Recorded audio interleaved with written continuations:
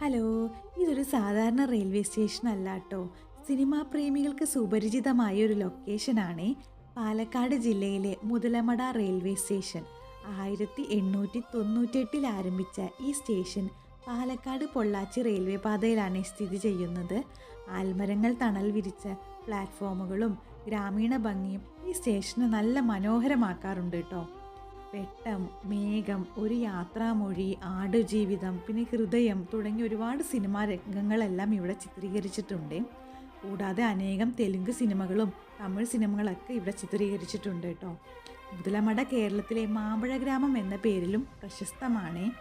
മാമ്പഴ സീസണിൽ ഈ പ്രദേശം കൂടുതൽ സജീവമാകാറുണ്ട് കേട്ടോ. പ്രകൃതി ഭംഗിയും ഗ്രാമീണ ശാന്തതയും ഒരുമിച്ച് അനുഭവിക്കണമെങ്കിൽ ഒരിക്കലെങ്കിലും മുതലമട റെയിൽവേ സ്റ്റേഷൻ ഒന്ന് സന്ദർശിക്കണം കേട്ടോ. അപ്പോൾ നിങ്ങൾക്ക് എല്ലാവർക്കും ഈ ചാനൽ ഇഷ്ടമാണെങ്കിൽ ഒന്ന് സബ്സ്ക്രൈബ് ചെയ്യണേ. വീഡിയോ ഇഷ്ടപ്പെട്ടാൽ ലൈക്ക് ചെയ്യണേ. അപ്പോൾ താങ്ക് യു സോ മച്ച്.